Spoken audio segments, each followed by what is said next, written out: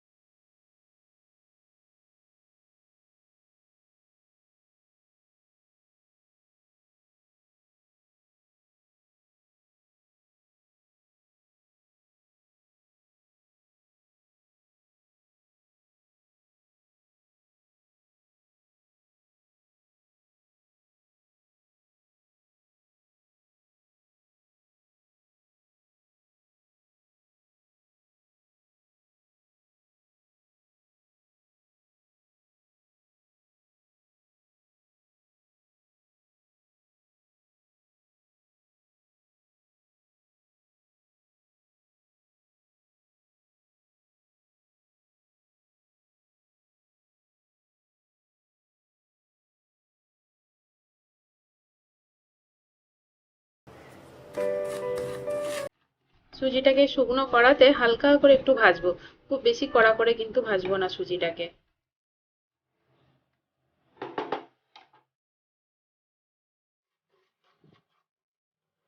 সুজিটা একটু লাল লাল হয়ে গেছে, আর ভাজবো না, এবার এটাকে নামিয়ে নেবো। একটু রিফাইন দিয়েছি, শুকনো লঙ্কা, সর্ষে আর কারিয়া পাতার ফোড়ন দেব।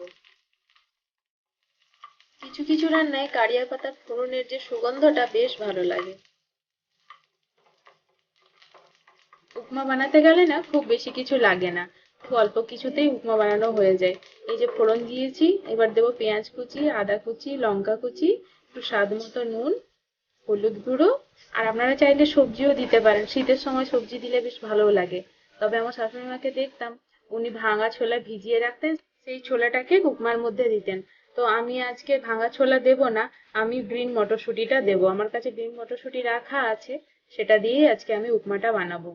আপনারাও একবার বানিয়ে দেখতে পারেন, এটা খেতে খুব সুস্বাদু হয়। আজকে 10টা 11টার দিক করে সুফিনকে আবার পোলিও খাওয়াতে পাঠাবো। প্রথমবার যখন আমরা কলকাতা শিফট করলাম তখন জানতাম না কোথায় পোলিও খাওয়ানো হয়। তো অনেকের কাছ থেকে শুনলাম যে এই সামনাসামনি কোথাও একটা পোলিও বুথ আছে, সেখানে পোলিও খাওয়ানো হয়। তো আজকে সবিনকে সেখানেই পাঠাবো। প্রথমবার এখানে আসার পর প্রথমবার পোলিওটা মিস হয়ে গেছে। একটু লঙ্কা গুঁড়ি দিলাম, কাশ্মীরি লঙ্কার গুঁড়ো আপনারা চাইলে নাও দিতে পারেন। এরপর একটু নাড়াচাড়া করে জল দিয়ে দেবেন। জলটা ফুটলে তখন আপনারা সুজিটা দেবেন। এই জলের মধ্যে আমি এবার সবুজ মটরশুঁটিগুলো দিয়ে দেবো। মটরশুঁটিগুলো সেদ্ধ হয়ে গেলেই আমি তখন সুজিটা দেবো। এই মটরশুঁটিগুলো আমার ফ্রোজেন করে রাখা, শীত শেষ হতে হতেই আমি এই মটরশুঁটিগুলো স্টোর করে রেখেছিলাম।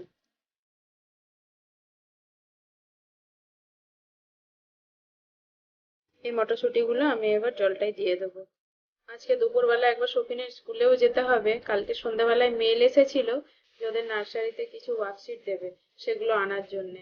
আর শফিনের স্কুলে বেশ কয়েকদিন হয়েছে খুলেছে, কিন্তু শফিনকে আমি স্কুলে পাঠাইনি, কেননা কিছুদিন আগে শফিনের জ্বর, বমি, ফুড ইনফেকশন সব একসঙ্গে হয়েছে। ওই জন্য ডাক্তার এখন ওকে 14 দিন অবজারভেশনেই রাখতে বলেছে বাড়িতে, তাই ওকে স্কুলে পাঠাইনি। আর প্রচন্ড উইক হয়ে পড়েছে, তাই আজকে ওকে আর স্কুলে নিয়ে যাব না, আমরাই গিয়ে ওর যে জিনিসপত্রগুলো দেবে সেগুলো নিয়ে আসবো, দিয়ে নেক্সট উইক থেকে ওকে একটু সুস্থ হয়ে গেলে স্কুলে পাঠাবো।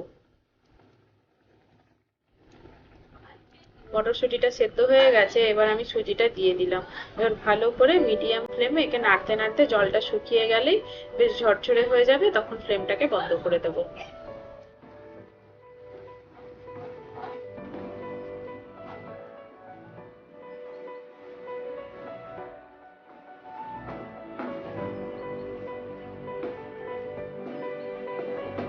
টিফিনটা বানানো হয়ে গেলে শফিনকে খাইয়ে এবার ওকে পোলিও খাওয়াতে নিয়ে যাব।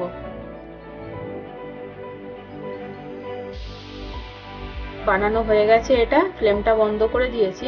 এবার উপর থেকে একটু ধনেপাতা ছড়িয়ে দেবো, খানিকক্ষণ ঢাকা দিয়ে রাখবো, তারপর এটাকে সার্ভ করবো।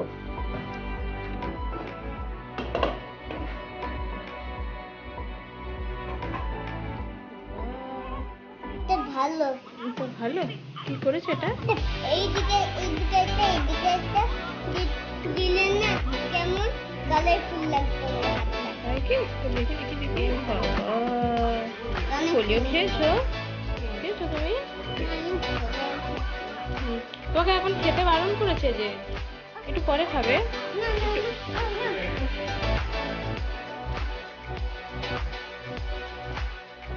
পোলিও খেয়ে চলে এসেছে, আধ ঘন্টা আবার কিছু খেতেও বারণ করেছে, জল অবধি খেতে বারণ করেছে, কিন্তু ওই দেখুন কলা নিয়ে বসে পড়েছে, সে কলা কেটে নিজেই খাবে। 20 থেকে 25 মিনিট কোনো রকম আটকে রাখলাম, কিন্তু আর রাখা যাচ্ছে না, ও খেয়েই নিল শেষমেশ। তো খেয়ে নি, খাওয়ার পর ওকে স্নান টান করিয়ে খাইয়ে দাইয়ে রেখে দিয়ে আর আমরা একটু স্কুলে যাব। তুমি খেলা করো, হ্যাঁ আমি আসছি স্কুল থেকে। ওই একটা কুয়ো বানাবো ঠিক আছে, রেডি?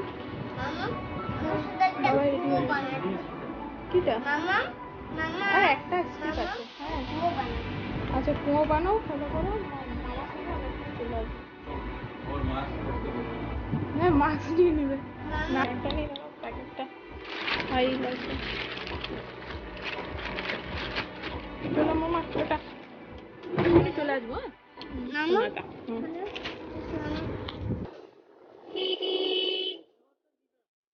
অনেকদিন পরে স্কুলটার দিকে এলাম, পুরো সামার ভ্যাকেশনটা বন্ধ ছিল এদিকে আসা। আর স্কুল খুলে গেছে, কিন্তু শৌখিনটা আবার যে স্কুলে আসা শুরু করবে, আবার আমাদেরও আসা যাওয়া শুরু হয়ে যাবে। স্কুলের ভেতরে, এখান থেকে জিনিসগুলো নিয়ে আসি আগে। ওই দেখুন স্কুলের বাচ্চাগুলোর ছুটি হয়ে গেছে, এই সময় শৌখিনটারও ছুটি হয়, 2-1 দিন পর থেকে ও স্কুলে আসবে, এই সময় ওকেও স্কুল থেকে বাড়ি নিয়ে যাব। চলুন এবার তাড়াতাড়ি করে বাড়ি ফিরে যাই, ওকে রেখে এসেছি ওর মামার কাছে, এতক্ষণে বোধহয় ওর মামার সব চুল উপড়ে ফেলেছে। তোমার কি কি দিয়েছে তুমি দেখবে না, তোমার কি কি দিয়েছে যে স্কুল থেকে? খেলনা, খেলনা দেয়নি স্কুল থেকে, খেলনা দেয়নি, অনেক বই দিয়েছে, কত মজার জিনিস দিয়েছে, দেখবে চলো। হ্যাঁ অনেক কিছু দিয়েছে, তুমি দেখবে চলো না, কি কি দিয়েছে দেখবে চলো। তুমি তো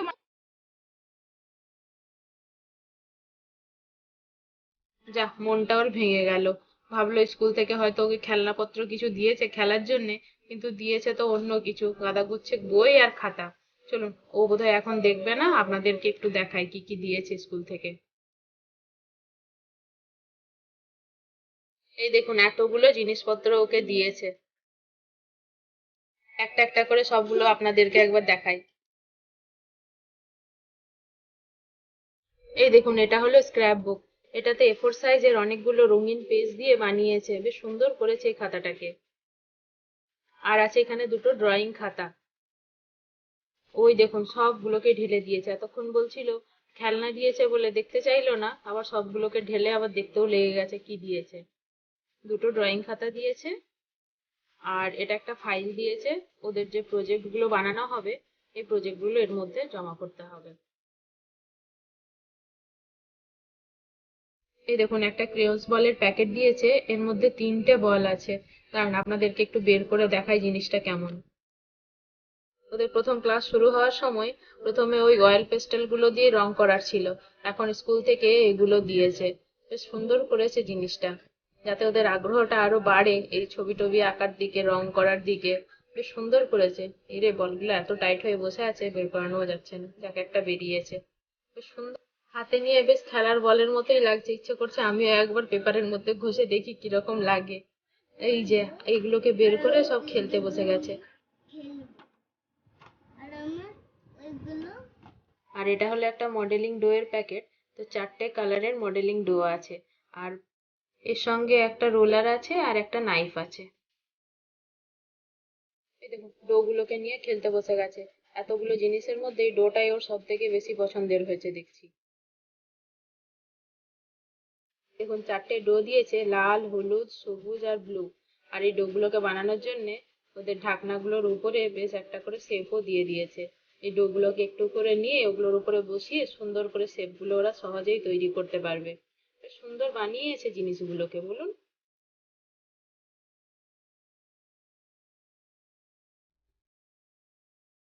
গ্রিন ডোটা দেখুন বেশ সুন্দর, ওর ঢাকাটার উপরে আবার একটা বাটারফ্লাই এর শেপ দেয়া আছে।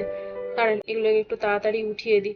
ওই যে রোলারটা নিয়ে আবার খেলতে শুরু করেছে, যদি না উঠিয়ে রাখি আবার এগুলো নিয়েই খেলতে শুরু করে দেবে।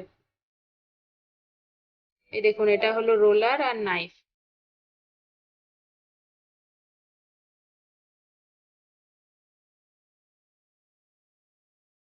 আর এই ফেভিকলের এই গ্লুটা দিয়েছে কোনো কিছু প্রজেক্ট ট্রজেক্ট বানানোর জন্য। খেলার বল নয় এটা, রেখে দাও। আর এটা রোলটা দেখছেন, এটা হলো হ্যান্ডমেড আর্ট পেপার। এই হ্যান্ডমেড আর্ট পেপার গুলো খুব সুন্দর হয়। পুরোটা আমি খুলবো না, আপনাদেরকে একটু করে খুলে দেখাচ্ছি, নাহলে ও আবার ছিঁড়ে ফেললে মুশকিল হবে।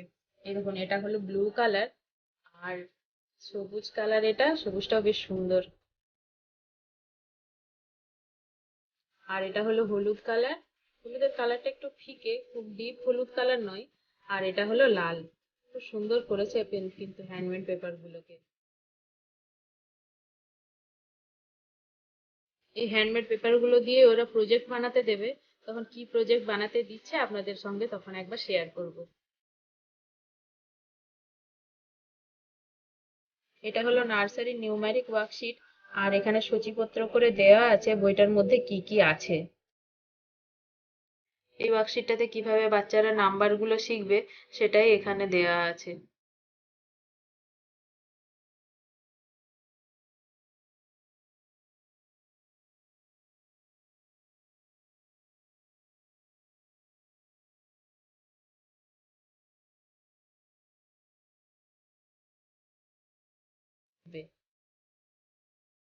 এটা হলো নার্সারি লিঙ্গুইস্টিকের বই। তো এখানেও সেম একটা সূচিপত্র মতো করা আছে, আর ভেতরে কি কি আছে সব সামনে এই সূচিপত্রতে দেয়া আছে। বেসিক্যালি এই বইটা এবিসিডি লেখা শেখার জন্যই দিয়েছে। তো এই প্যাটার্ন গুলো ট্রেস করা আছে, এই প্যাটার্ন গুলো ওরা প্র্যাকটিস করলে এবিসিডিটা খুব সহজেই লিখতে পারবে। আর এখানে ছোট ছোট ওয়ার্ডও করা আছে শেখার জন্য, সেইখান থেকে ওয়ার্ড গুলো ওরা শিখে যাবে, আর লেখাটাও শিখে যাবে এখান থেকে। এটা হলো নার্সারির একটা ডিসকভারি বই, আমরা যেটাকে জেনারেল নলেজ বলে থাকি, এটা ডিসকভারি বলছে। তো এখানেও একটা সূচিপত্র করা আছে, এর ভেতরে কি কি আছে সব এখানে লেখা আছে। এটা হলো অল অ্যাবাউট মাইসেলস, অর্গানস, ফ্যামিলি, তারপরে ফ্রুটস, ভেজিটেবলস, সব অ্যানিমালস এর নেম, সমস্ত কিছু এই ওয়ার্কশিটটার মধ্যেই আছে। এই ওয়ার্কশিটটা থেকে জেনারেল নলেজের যে সমস্ত কিছু শেখার থাকে সব এই ওয়ার্কশিটটা থেকে ওরা শিখে যাবে। এদের নার্সারিতে ব্যাস এইগুলোই দিয়েছে, আর কিছু দেয়নি।